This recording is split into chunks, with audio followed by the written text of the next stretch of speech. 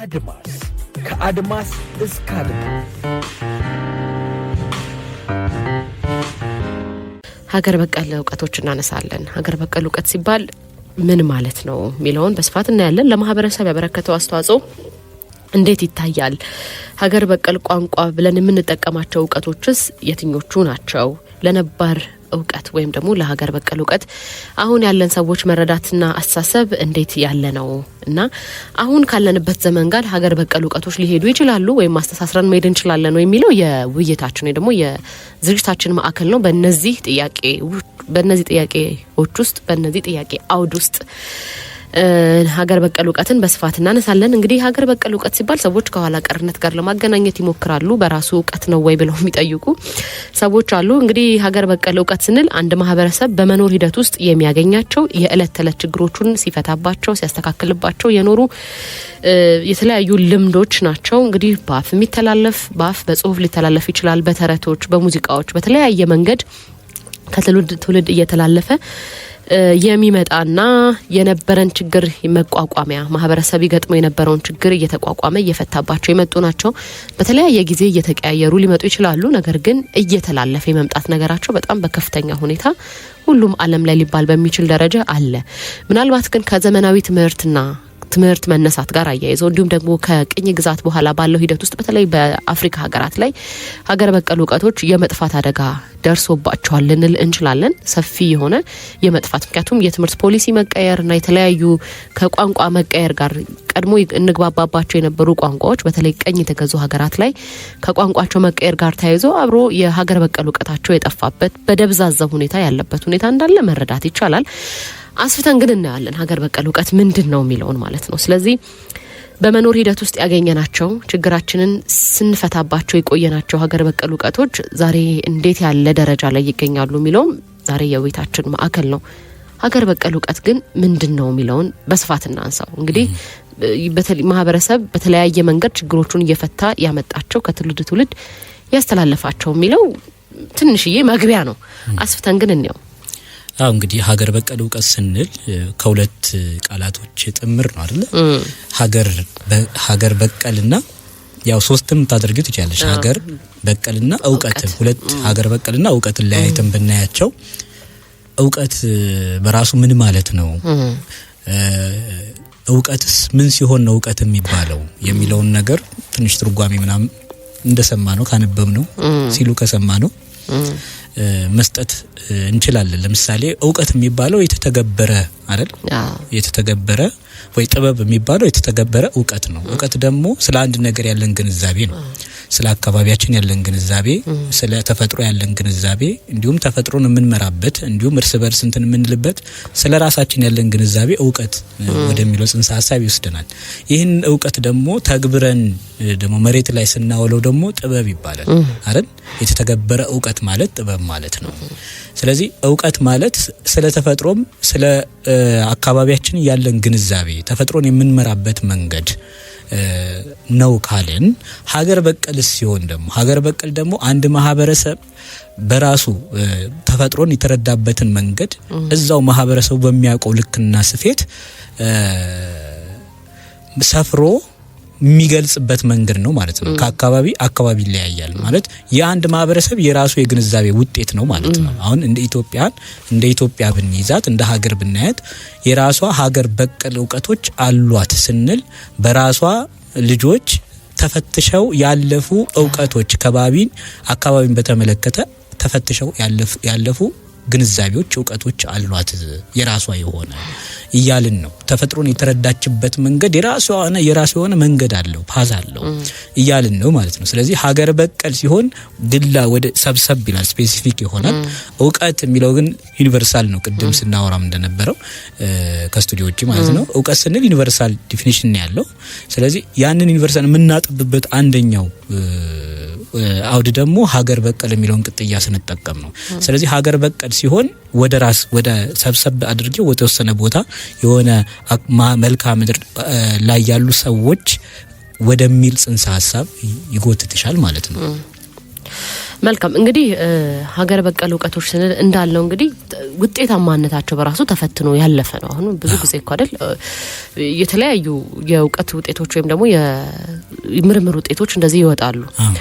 ሀገር በቀል እውቀት ግን ማህበረሰቡ የገጠመውን ችግርና ሲገጥመው የነበረውን መከራና ችግር ያለፈበትም መንገድ ነው። ውጤታማነታቸው ምንም አያጠያይቅም፣ ችግር ተፈቶባቸው ስላለፉ ማለት ነው። አሁን አካባቢ ብቻ ሳይሆን የተለያየ አሁን ሀገር በቀል እውቀት ስንል አካባቢያዊ እውቀት አለ።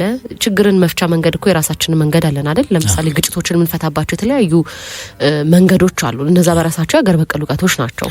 አሁን ሽምግልና ስትል አፈርሳታ አውጫጭኝ እንደዚህ የሚባሉ የተለያዩ በተለያየ የሀገሪቷ ክፍሎች ላይ ሰዎች ወይም የሆነ ማህበረሰብ የሚገጥመውን ችግር የሚፈታበት መንገድ የራሱ መንገድ አለው። ስለዚህ ሀገር በቀል እውቀት ስንል ሕክምናውንም ስነ እጽዋቱንም ስለ መልክዓ ምድሩም ስለ ወንዙም ስለ ተፈጥሮም ቀደም ሲል እንዳልነው የሰው ልጅ ከተፈጥሮ ጋር በሚያደርገው መስተጋብር ውስጥ ያን መስተጋብር የሚቀርጽበት ወይም ደግሞ የሚያስኬድባቸው እውቀቶች ናቸው። እነዚህ እውቀቶች ደግሞ ያ ማህበረሰብ ከኑሮ የሚያገኛቸው ናቸው። ወይም ደግሞ በመኖር ሂደቶች ውስጥ ሰዎች ከተፈጥሮ ጋር በሚኖሩበት ሂደት ውስጥ የሚገጥማቸውን ችግር የፈቱበት መንገድ ነው። እነዛ መንገዶች ደግሞ ውጤታማ ማድርጓቸው እንዲዘልቁ ወይም ደግሞ እንዲሻገሩ ጊዜዎችን እንዲሻገሩ ያደረጋቸው ናቸው። ውጤታማነታቸው አንደኛው ማሳየው እየተላለፉ የመጡበት መንገድን በራሱ ያሳያል። ከትውልድ ትውልድ እየተላለፉ ነው የመጡት። ስለዚህ እነዚህ እውቀቶች የሆነ ማህበረሰብ የራሱ እውቀት አለው ስንል የራሱ በራሱ ቋንቋ፣ በራሱ ባህል፣ በራሱ እሴት፣ በራሱ ወግ የተቀረጹ ልማዶች ናቸው ወይም ደግሞ መፍትሄዎች ናቸው ልንል እንችላለን። አሁን ስለ ሀገር በቀል እውቀት በዚህ ዘመን ላይ ማውራት በራሱ እኮ ቅንጦትም ይመስላል አይደል? ምክንያቱም ስለ ሀገር በቀል እውቀት ያለን መረዳት በራሱ የተንሻፈፈ ስለሆነ ማለት ነው። እንደውም ባህላዊ እውቀቶች ይባላሉ በሌላ አነጋገር አይደል? ይሄ ባህላዊ እውቀት ይባላል፣ የሀገር በቀል እውቀት ይባላል፣ ነባር እውቀቶችም ይባላሉ። እንግዲህ እነዚህ ነባር እውቀቶች ወይም ደግሞ ሀገር በቀል እውቀቶች ማህበረሰብ እንዲቀጥል የሚያደርጉት ናቸው ወይም ደግሞ እየተቀባበለ የመጣቸው ነገሮች ናቸው። ስለዚህ አንድም የሆነ ማህበረሰብ እየተቀባበለ ያመጣው ነገር አለ ማለት በማህበረሰብ ውስጥ አንድ የሚያደርግ መስመር አለ ማለት ነው። ስለዚህ መስመሮች ጭምር ናቸው። አንድ ትውልድ ከሌላ ትውልድ የሚገናኝባቸው መስመሮች ናቸው ልንልም እንችላለን። እነዚህ መስመሮች አሁን ያሉበት ሁኔታ ምንድነው የሚለውን ደግሞ አስከትለን እናያለን። አሁን ሀገር በቀል እውቀት ውስጥ ምን ይካተታል የሚለውን አስከትለን እናያለን። አሁናዊ ሁኔታ በተለይ ከሀገራችን አውድ አንጻር ብናየው በጣም ደስ ይለኛል። ለምሳሌ አሁን በአራቱም ማዕዘን በሀገራችን ባሉ በአራቱም ማዕዘን ስትሄጂ የኮንሶ እርከንን ታነሻለሽ። የኮንሶ እርከንን ህዝቡ ወይም የኮንሶ ማህበረሰብ ከምዕራባዊ ከውጭ የመጣ ሳይንቲስት አስረድቶት አይደለም። ከተፈጥሮ የተረዳውን እውቀትና ግንዛቤ ነው ወደ ተግባር ይሄ ከአፈር አጠባበቅ እንትን ጋር በተያያዘውን ኮንሶዎች ናቸው አይደል በእርከን የሚታወቁት። ያንን አካባቢ እንደዛ ያደረጉት ካጋጠማቸው ችግር በመነሳት ለዛ መፍትሄ የሰጡት ነገር ነው። እውቀት አይደል በእነሱ በተለየ እንትን የሚያደርጋቸው ማለት ነው። ወደ ባሌ አድሚኒስትሬቲቭ ወይም ባሌ ዞን ስትሄጂ ደግሞ ገበሬዎች ምን ያደርጋሉ? የድንች ማሳ አለ አይደል? ያኛው ድንች ማሳ ለመጠበቅ ያንን እንዳይደርቅ እንትን እንዳይል ለመጠበቅ የሚጠቀሙበት የራሱ ትሬንች ወይም ይሄ ነው ጉድጓድ የሚመሳሰሉ እንትኖች አሉ። ይሄ የግብርና እውቀት ነው። ስለዚህ ይሄም ራሱ እዛው ባሌ አካባቢ ያሉ ማህበረሰቦች ያላቸው እውቀት ነው ማለት ልክ እንደ ኮንሶ ማለት ነው። ወደ ጎንደር ጋር ስትመጪ ሽፍቲንግ ካልቲቬሽን ይጠቀማሉ። ምንድነው ይሄ? ዛሬ ያርሱና ፈርቲላይዝ ለማድረግ ወይም ምርታማነቱን ለመጨመር ዛሬ ይታረስና አንድ ሳምንት ረፍት ይሰጡታል አይነት ነገር ማለት ነው። ለመሬቱ ረፍት ይሰጡታል። ያ የመሬቱ ምርታማነት ለመጨመር ያግዘዋል ማለት ነው። ይሄንን ከተፈጥሮ ጋር ያመጡት እውቀት ነው። ይሄን ስታስቢው ቀን ራሱ ጊዜ ራሱን የሚያድስበት እንትን አለው አይደል? ለምሳሌ ሰኞ፣ ማክሰኞ፣ ሮብ፣ ሐሙስ፣ አርብ፣ ቅዳሜ፣ እሁድ 7 ቀን በ7 ቀን ራሱን ያድሳል። ስለዚህ ተፈጥሮም በራሷ በየ7 ቀኑ ራሷን ታድሳለች። ያንን ተፈጥሯዊ እውቀት ነው የተገበሩት ማለት ነው ወደ የጎንደር ገበሬዎች ማለት ነው። በወልቃይት ወልቂጤ፣ ወሊሶ እና ቲሊሊ አካባቢ ደግሞ ስትሄጂ ይሄ በቀንድ የእጅ ስራዎች ላይ በጣም ጎበዝ ሆኖ ታገኛቸዋለሽ። ይሄ ምንድነው የሚባለው ቀርከሃ የቀርከሃ ምርት ላይ ምናምን ነገር ላይ የራሳቸው ግንዛቤ የራሳቸው መለያ እስከመሆን ድረስ የደረሰ ዕውቀት የተከማቸው ዕውቀት ታገኛለሽ። በደብረ ብርሃን ትግራይ እና የመሳሰሉት ቦታ ስቴጅ ደግሞ ቤታቸውን የሚሰሩበትን ጥበብ ስታይል ትግራይ አካባቢ ስቴጅ በድንጋይ በአደል በእንደዛ ነው የሚሰራው። በድንጋይ ከአፈር ምናምን ያድርጉና ልክ አሁን ከተማ ውስጥ እንደሚሰራው አይነት ነገር አይደለም። ግን በእንደዛ አይነት በራሳቸው ወደ ትግራይ ስቴጅ የድንጋይ ካብ በሚመስል ሁኔታ ነው ቤቱን የሚሰሩ። ይሄ የራሱ የሆነ ተፈጥሮን አካባቢውን የተረዱበት እንደዚህ ይሄንን ችግር ለማለፍ እንደዚህ መስራት አለብን ብለው የሄዱበት የራሳቸው ልኬት የዕውቀት ልኬት የግንዛቤ ልኬት አለ ማለት ነው።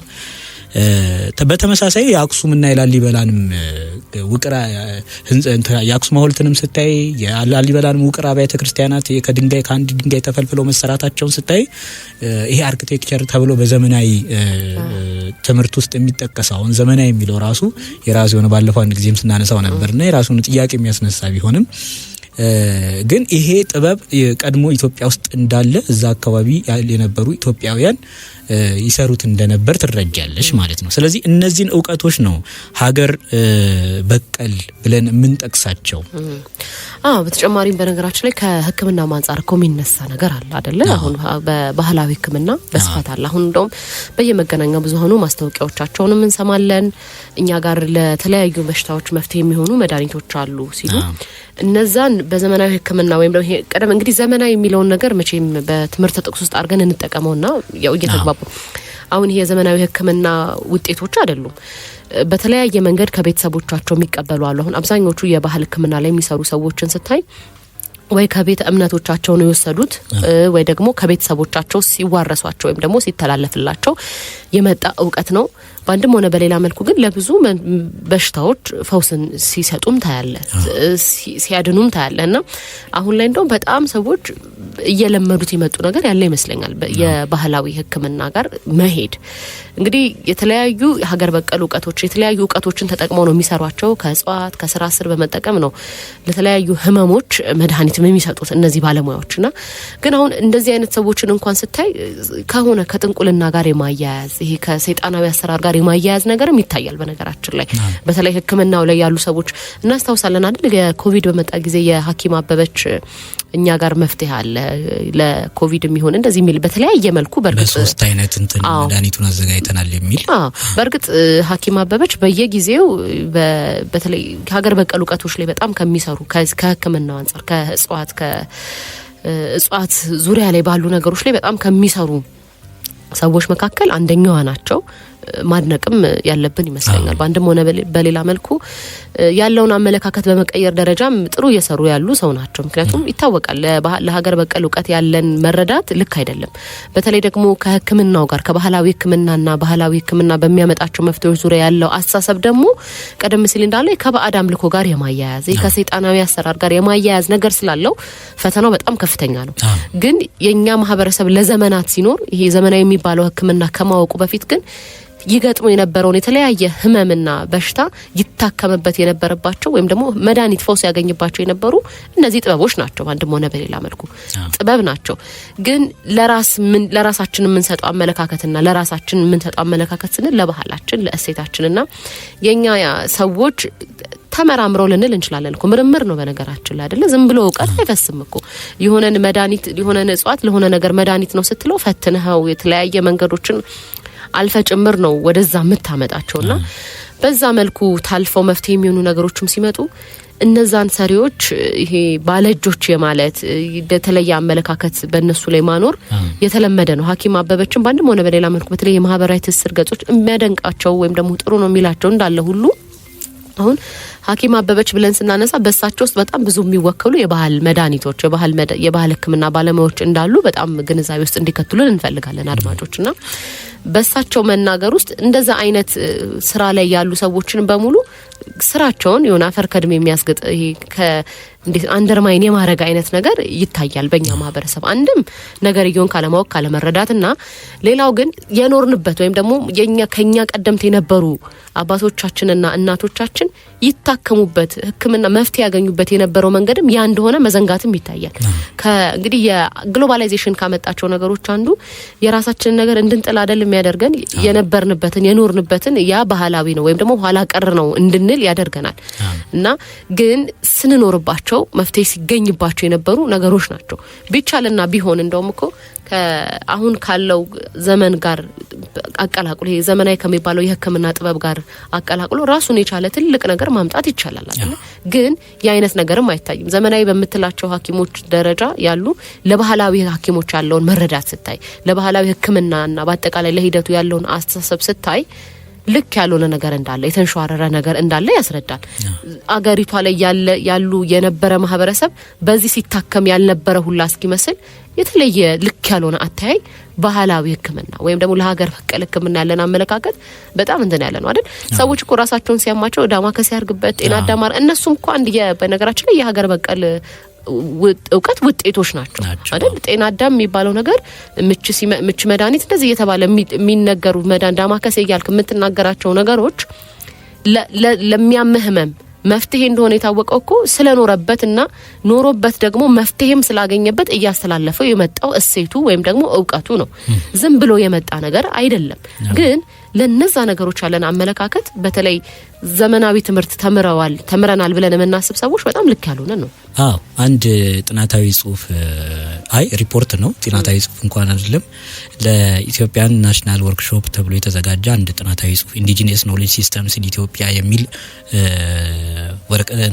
ጥናት ነገር ዶክመንት እያየው ነበርና እዛ ላይ አንድ የሚጠቅሳቸው በተለይ ከሜዲካል ያው ሳይንሱም የራሱ እንደዚህ አይነት ነገሮችን የሚያጠናበት አውድ አለው፣ ዘርፍ አለው። ሜዲካል አንትሮፖሎጂ የሚባል ማለት ነው። እንደዚህ ኢንዲጂነስ ኖሌጅ ወይም ሀገር በቀል እውቀቶችን የሚያጠናበት ማለት ነው። በዛ በሜዲካል ኢንዲጂነስ ኖሌጅ ውስጥ አንድ ፕሮፌሰር ሪቻርድ ፓንክረስትን መሰረት አድርገው ያነሱት ሀሳብ ነበር። እሳቸው ብዙ ጊዜ ኢትዮጵያና ኢትዮጵያ ነክ የሆኑ ነገሮች ላይ በተለይ ከታሪክ አንጻር ከምን አንጻር ብዙ ጥናትና ምርምር ሲያደርጉ የነበሩ ፕሮፌሰር ናቸው። እሳቸውን መሰረት አድርጎ አንድ የስቴፈን ስቴርስሊን የሚባል የሜዲሲን ፕላንትስ ኦፍ ኢትዮጵያ የሚል ሰውዬ የጻፈው መጽሐፍ ሪፈር አድርገው ነበር፣ እንደ ሪፈረንስ ተጠቅመውት ማለት ነው። ይሄ መጽሐፍ ስለ አጠቃላይ በሀገር በቀል እውቀት ውስጥ የተካተቱ በተለይ ከሕክምና ጋር በተያያዙ ያሉ መድኃኒቶች አሁን ቅድም ያልሻቸው እነ ቀበሪቾ እነ ደማከሴ ምናምን የሚባሉትን በሊስት ደረጃ የያዘ ቮሊዩም ወይም መጽሐፍ የጻፈ ሰው ነው። ስቴፈን ስቴርስሊ የሚባል ነው። 300 ሰዎች ተሳትፈውበታል ይላልና ወደ 700 የሚጠጉ መድኃኒቶች ዝርዝር አለበት ይሄ መጽሐፍ ማለት ነው። ይሄንን ስታይ ወደኛ ጋር ስትመጪ ያለው ትኩረትና ነጮቹ ለኛ እውቀት ወይም ሀገር በቀል እውቀት የሚሰጡትን ትኩረት ስታይ እነሱ እዚህ እኛ እዛ ያለን የሚመስለው ሁኔታውን ስትረጂ ማለት ነው። ይሄን መጽሐፍ እንግዲህ አዘጋጅቶ ሰንዶ እስከ ማዘጋጀት 300 ሰዎችን ኢንተርቪው እስከ ማድረግ ያንን ኢንተርቪው በመጽሐፍ ይዞ ለራሳቸው ጥናትና ምርምር እንዲጠቅም አድርጎ እስከ መስራት ድረስ ፈረንጆቹ ይታትራሉ። በእኛ በኩል ግን ትኩረት የተሰጠው አይመስልም። አሁን ውጭ ስትሄጂ ያለው ሳይንሱን መሰረት አድርገው ወይ በሳይንስ ማዕቀፍ ውስጥ ሆኖ ማህበረሰቡ ለሚገጥመው ይሄ በተለይ ከጤና አንጻር ለሚገጥመው ችግር ዶክተሮች ጋር ብቻ ሄዶ ሪፈር እንዲያደርግ ነው ሳይንስ አይደል ዘመናዊ ዓለም የሚባለው እንደዚህ ነው። ወደኛ ጋር ስትመጪ ግን ራሱ ቤተሰቡ ራሱ ግለሰቡ ዶክተር የሚሆንበትን ማለት ራሱ የሕክምና መድኃኒት አዋቂ የሚሆንበት አሁን እናቶቻችን ጋር ስትሄጂ ራሴን አመመኝ ስቲ ወይ ምች መጥቶ ነው ምች መድኃኒት እንትን በልበት አይደል ደማከሴ ምናምን ይሉሻል። ይሄ የሀገር በቀል የሆነውን እውቀት አባቶች ወይም እናቶቻችን ያደረጉት ምንድነው የሁሉም አድርገውት ነበር ማለት ነው። ሁሉም ግንዛቤ የተሰወረ አይደለም አልነበረም፣ ቅርብ ነበረ። አሁን እኔና አንቺ ግን ብንጠየቅ ቶሎ ፓራሲታሞልና ፓናዶል ወደሚለው ጽንሰ ሐሳብ ነው ምን ሄደው። የዛኔ ግን እንደዚህ አሽተሁላ በሲኒ ያደረጉ ያጠጡሻል ምናምን አይነት ነገር ማለት ነው። በጣም ከጠቆረ በቃ ምች መተዋል ማለት ነው ምናምን ይባላል እኮ አይደል? እና የአይተውሽ የሚረዱት በአይንሽ ቢጫ ሆነ እንደዚህ እንትን ይዞሽ ነው ጉበት ነው ምናምን ሊሉሽ ይችላሉ ማለት ነው። ስለዚህ ይሄንን የህብረተሰብ ውስጥ ሰርጾ የገባውን ዕውቀት በምን አይነት ልክ ነው ትውልድ ከዚህ እንዲለይ ያደረገው የሚለውን ስታይ ቅድም ግሎባላይዜሽን ምንድነው ግሎባላይዜሽን ብለሻል አይደል አልኩኝ ግሎባላይዜሽን ብለሻል ግሎባላይዜሽን በሚለው ይታይ የሚሉ ሰዎች አሉ አንዳንድ ስታዩ እውነትም እነሱ ያስኬዳል የዩኒቨርሳል በሚመስል ሁኔታ አንድ መንግስት ስርዓት አንድ የመገበያያ መንገድ አንድ የትምህርት ስርዓት እንዲኖር ያ ስርዓት ያ የመንግስት ስርዓት የሁሉም ስርዓት ብለሽ የምትጠቅሻቸው በግሎባላይዜሽን ውስጥ ግን ምዕራባዊ የሆኑ ሐሳቦችና አስተምሮችን ታገኝበታለሽ ሰው በራሱ የራሱን እንዳያጎለብት የራሱን እንዳያወጣ ጨፍልቆ የተለያዩ ወጋ አጥባቂ ተብሎ የተቀመጡትን ባህል እሴቶች ምናምን በየአካባቢው ያሉትን ጨፍልቆ ያንን ዩኒቨርሳል ብሎ ያሉትን ነገር መጫንና በአንድ መንግስት በአንድ ገንዘብ እንዲተዳደር የማድረግ ሰው ከራሱ ጋር እንዲጣላ የማድረግ ስራ ነው የሚሰራው የዓለም አቀፉ ስርዓቱን ስታዩ ማለት ነው ወርልድ ኦርደር የሚባለው ማለት ነው ስለዚህ ከዛ አንፃር ሀገር በቀል ዕውቀት የምንለው ሐሳብ ተጨፍልቆ ይሄ ድምጽ አልባዎች እስከሚባል ድረስ ይሄ ድምጽ የማይሰማለር ድምጽ የተነፈገው ትኩረት የተነፈገው እስከመሆን ድረስ የደረሰው ሲስተማቲካሊ ከስርዓት ከካሪኩለም ውስጥ እንዲወጣ ተደርጎ አሁን ያለፉት የኢትዮጵያን ታሪኮች ስታይ ወደ 60 አመት ምናምን ተጎትተሽ ወደ ኋላ ስትሄጂ ይሄ ዘመናዊ የሚባል ነገር በራሱ ትንሽ እንትን ይለኛልና ይሄ አዲስ የትምህርት ስርዓት ወደ ሀገራችን ሲገባ ያኛውን ያመጣጠነ ነባሩን ወይም ሀገር በቀሉን ቅድም ያነሳናቸው ዕውቀቶች በሳይንሳዊ መንገድ የማሳደግ ሂደት ውስጥ ግን አልነበርንም እንደውም እንዳጥፊ አይደለ ይሁንኝ እንደ ኋላ ቀር አስተሳሰብ አሁንም እኮ ለምሳሌ በአንዳንድ ሰዎች የሚጠቀሱ አለ አሁን ደብተራ ይባላል ትርጉሙ እናንተን የማይገናኝ ማለት ነው አሁን ደብተራ ሲባል ጸሐፊ ማለት እኮ ነው አይደል በአንድ ትርጉም ስታዩ አንድ ደግሞ ድንኳን ማለት ነው ደብተራ ቀጥታ ትርጉማውን ከመድኃኒት እንትን ከምናምን ጋር አይገናኝም ግን እንደዚህ ደብተራ እየተባሉ አንጥረኛ እየተባሉ ቀጥቃጭ እየተባሉ ሸማኔ እየተባሉ በማህበረሰቡ ትኩረት እንዳይሰጣቸውና ዝቅ ያለ አመለካከት እንዲሰጣቸው ተደርጓል ይሄ ሲስተማቲካሊ ነው ትምህርት ካሪኩለም የፈጠረው ነገር ማለት ነው ይሄንን ያለንን ዕውቀት ያለንን አሁን ያገር ወደ ገጠር ስትሄጂ ገበሬው ባዶ እግሩን ይሄዳል ለምን ይመስልሻል ባዶ እግሩ የሚሄዱ ገንዘባቱ አይደለም እንደውም እኔ ባህር ዳር ነው የተማርኩት አይደል እዛ ባንክ በየወሩ ያው ቤተሰብ የሚልክልንን እርጥባን አይደለም ይባል እሺ ለፍቶ ደግሞ ይላኩትን እርጥባን አልከው እሺ እሱን ለመውሰድ ስንሄድ ገበሬው እንትን ብዙ በማዳበሪያ ሙሉ ገንዘብ ይይዝና ሄዶ ባንክ ያስገባል ስታዩ ቁምጣው በዚህ ጋር በሰማያዊ በነጭ ምናምን ተለጣጥፏል ባዶ እግሩ ነው የሚሄደው የነጠበ ጋቢ ነው የሚለብሰው ግን የሚያስገባው ገንዘብ አይደለም ይሄ ገበሬ ባዶ እግሩን እየሄደ የሚያስገባው ገንዘብ አጥቶ አይደለም ስለዚህ ለምንድን ነው ባዶ እግሩን የሚሄደው የሚል ለምን ይመስልሻል እስቲ አንቺ ባንቺ ግምት እንግዲህ ምናልባት የግብርን ነው ከግብርና ጋር ነው ላያይዝ የምችለው እና የሆነ ጊዜ ያነበብኩት አለ አሁን እነሱ ያን ተረርተውት ሊሆን ይችላል ብዬ አስባለሁኝ ሰዎች በተወሰነ ጊዜ በባዶ እግራቸው መሄድ እንዳለባቸው ከተፈጥሮ ጋር መነካካት እንዳለባቸው የሚገልጥ አንድ ጽሁፍ አንብቤያለሁና እንግዲህ ያን ተረርተውታል ብዬ አስባለሁኝ አሁን እንግዲህ እኛ ስለ ሀገር በቀል ዕውቀት ያለን መረዳት ጫማን ማድረግን እንደ መዘመንና ትክክል እንደሆነ አድርገን ነው የምናስበው ግን በየሆነ ጊዜ ኢንተርቫል ሰዎች ከተፈጥሮ ጋር መገናኘት መቻል አለባቸው አይደል እኛና ተፈጥሮ የሚተሳሰር ነገር አለን ከመሬት ጋር ካፈር ጋር የተሳሰረ ማንነት አለንና እንግዲህ ምናልባት እሱን አውቀውት ይሆን አዎ ያው ግምትሽ እዚህ 99% እንደ ሀገራችን ምርጫ ሞቶ ስለማይሰጥ ልክ ነው እንዳልሽው ነው ማለት ያው ከአገር በቀል ዕውቀት ወይም ኢትዮጵያዊ ዕውቀት ምን ይላል የሰው ልጅ የተሰራው አይደለ ከአራቱ ባህሪያተ ስጋ አንደኛው ምንድነው አፈር ነው ስለዚህ ያ አፈር ሰው የተፈጠረበት አንደኛው ባህሪ ስለሆነ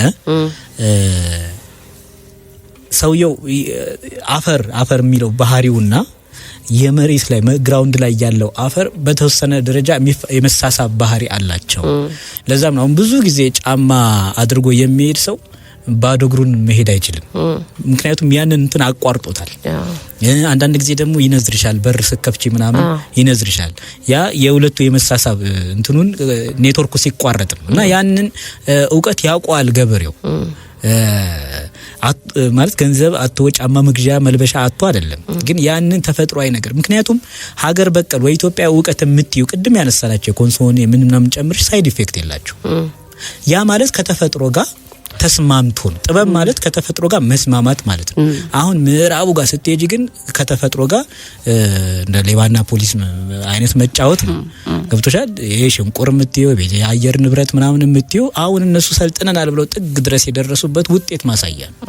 ገብቶሻል? እነሱ ለምሳሌ ለሰው ልጅ አሁን ይጠቅማል ተብለው የሚወጡ የተለያዩ የቴክኖሎጂ ውጤቶች በአንድም ሆነ በሌላ መልኩ ደግሞ ተፈጥሮን ሲበድሉ ታያቸዋል። ወይም ደግሞ ለአየር ንብረት ለውጥ ምክንያት ናቸው። የተለያዩ ከፋብሪካዎች የሚወጡ ጭሶችና መሰል አይነት ነገሮች በራሳቸው ተፈጥሮን ሲጎዱ ታያቸዋል።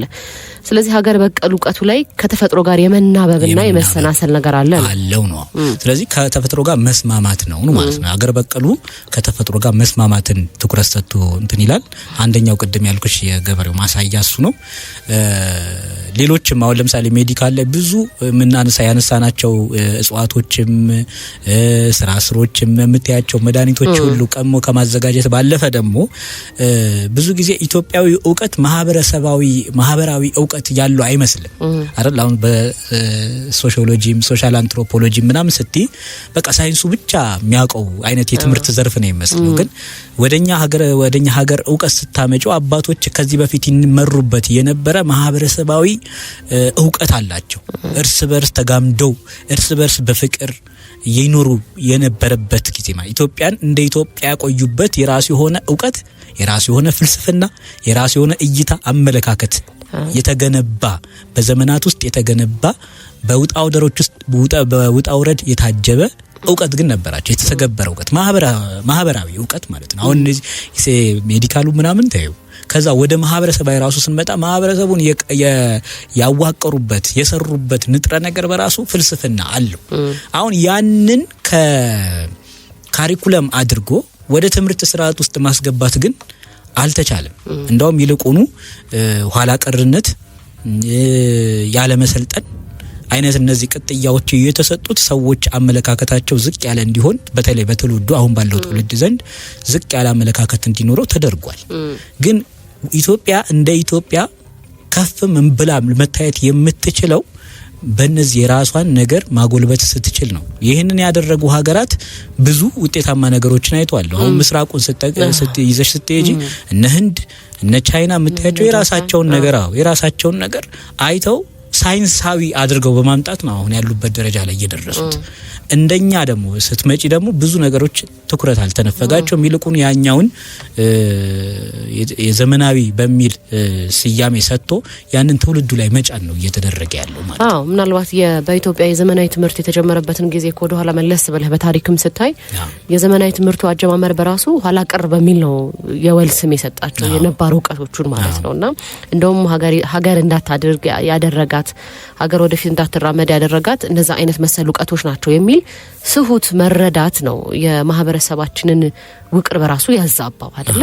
ልክ የዘመናዊ ትምህርት መጀመርን ተከትሎ እንግዲህ አዲስ የስርዓተ ትምህርት ነው የነበረውን እውቀት ትቶ ነው የሄደው እና በመጠኑ የተላለፉ የበረቱ ሰዎች ለልጆቻቸው አለፍ ሲልም እዛ አካባቢ ላሉ በቅርብ ለሚያገኛቸው አስተላልፈዋል። በነገራችን ላይ የነባር እውቀትን በማስተላለፍ ደረጃ የአብነት ትምህርቶችና መድረሳዎች ያላቸው ሚና በጣም ከፍተኛ ነው።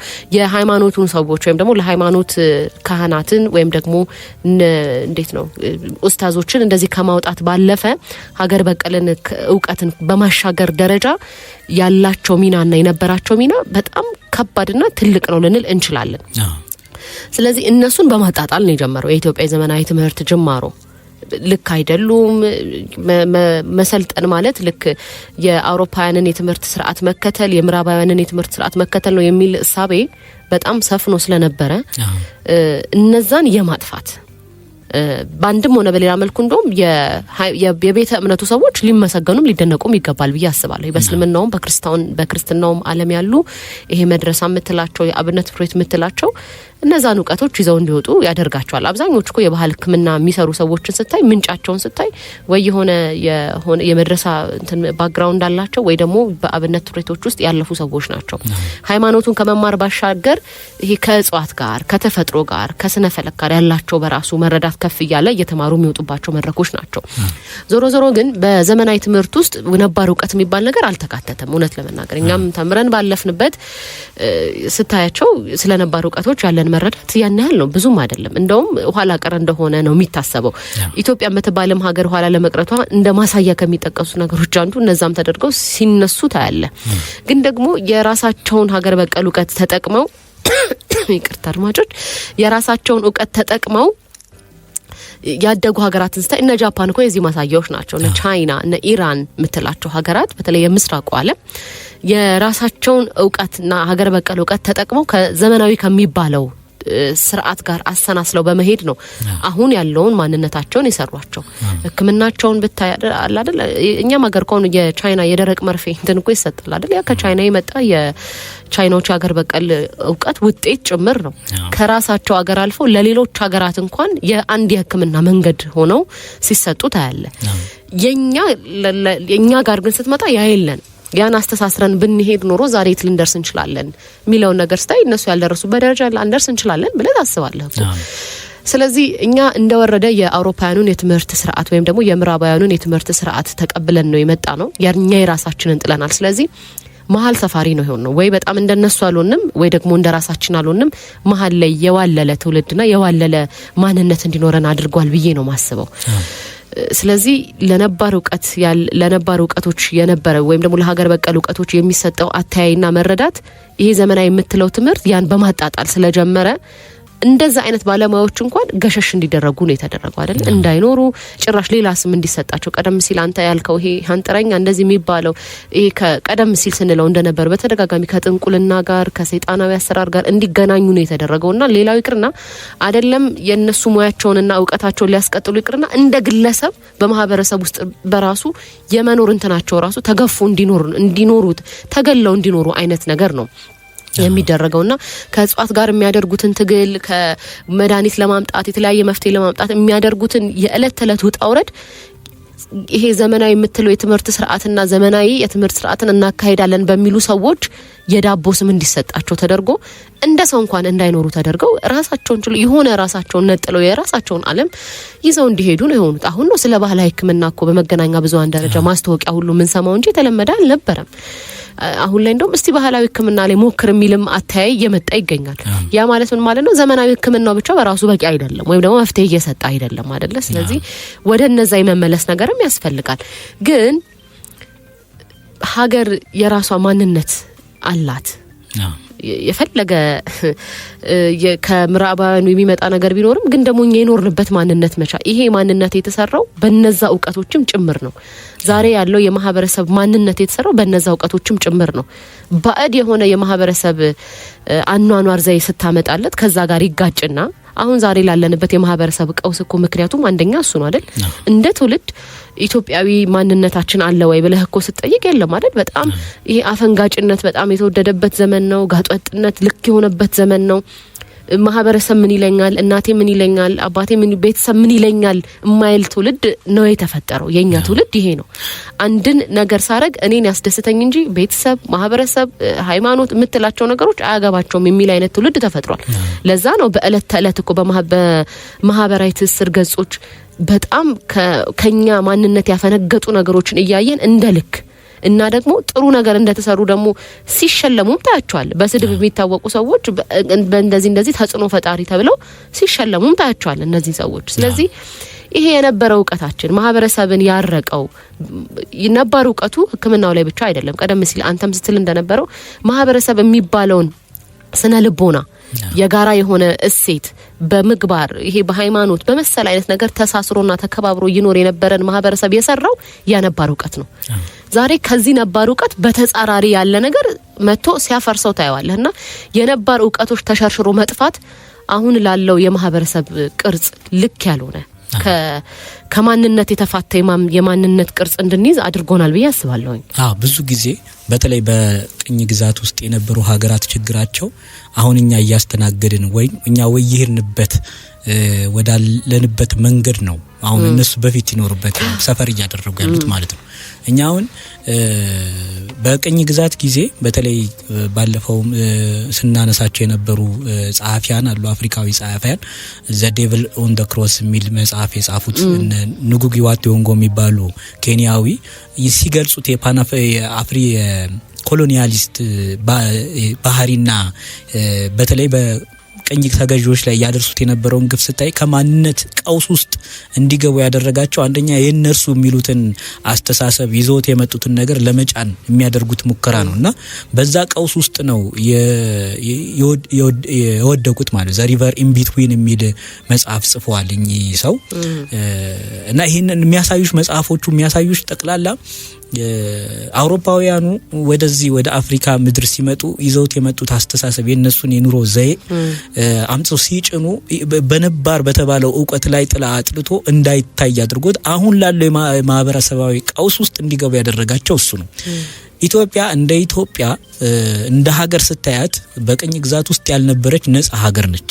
ግን አሁን ያለው ልክ ከአድዋ በኋላ ይሄ ሜካናይዝድ የሆነ ጦር አስፍሮ ምናምን ይፍለፊት ጎራዴና ምናምን ተያይዞ ምናምን ጦርነቱ ቢቀርም የሁለተኛው ዳግም ወረራው ቢኖርም ማለት ነው በኃይለ ሥላሴ ጊዜ በነ ሞሶሎኒ ጊዜ በቀዳማዊ ኃይለ ሥላሴ ጊዜ ጦርነት ቢደረግም ግን ከውትድርና ወደ ሳይኮሎጂካል ወይ ሶፍት ፓወር ወደሚባለው ሺፍት አድርጓል። በሚዲያ በኩል ነው በሚዲያ በኩል ሳይኮሎጂካል በሆኑ ጉዳዮች ላይ ነው ትኩረት በትምህርት በምን እያደረጉ ሁለተኛው ጦርነት ላይ ሲመጡ እኛ ሳይኮሎጂካሊ ወድቀናል እነሱ ደግሞ በዛ በቀል ውስጥ ነው የመጡት ማለት ነው። ኢትዮጵያ ላለፉት 60 ዓመታት ውስጥ ያሳለፈችው ሳይኮሎጂካሊ ወይም በስነ ልቦና ጦርነት ውስጥ ሆና ነው። አሁን ያለው ትውልድ ደግሞ የዛ ውጤት እየሆነ ነው። ይሄንን ለማከም ትልቁ መድኃኒትና መፍትሄው ልክ እናቶች ቀበሪቾ ብሎ እንደሚያዙልሽ ሀገር በቀል የሆነ ዕውቀትን ይዘን ነው ያኔ ዘመናዊ ብለን በአፄ ኃይለ ሥላሴ ጊዜ የተቀበልነው ትምህርት ወይም ዘመናዊ ትምህርቱን እንደተሰጠው ቦታ ቤተ መንግስታቸውን ዩኒቨርሲቲ እንዳደረጉት ሁሉ እንደዚህ ሀገር በቀል ዕውቀቶች ያሉበትን ቦታ ደግሞ የማልማት ስራ ቢሰራ ተመጣጣኝ የሆነ ሚዛናዊ የሆነ ማህበረሰባዊ ስነ ልቦና ይኖረን ነበር። አሁን ይሄኛው ሲያድግ ያኛው ተትቶ ስለሆነ ይሄኛው ከፍ አለ ይሄኛው እየጠፋ እንዲደበዝዝ ተደረገ ማለት ነው። ስለዚህ ሰው ለሚገጥመው ችግር ሳይንስን ማጣቀስ ያልተረዳውን ሳይንስ ማጣቀስ ይጀምራል ማለት ነው። አንዳንዶቹ እንግሊዘኛ መናገር እንደ ዕውቀት እንዲቆጥሩት አደረጉት። ስለዚህ ያንን የሚለውን እየሰማ ለራሱ ችግር መፍትሄ ብሎ ቀውስ ውስጥ የማነቀውስ ውስጥ እስከ መግባት ደረስን ማለት ነው። አገሪቱ እንደ ሀገር ታማለች ካልን መድኃኒቷ ማን ነው? የሀገር በቀል ዕውቀቷ ላይ በደንብ መስራት የምንችል ከሆነ ነው ማለት ነው። አድማስ ከአድማስ እስከ አድማስ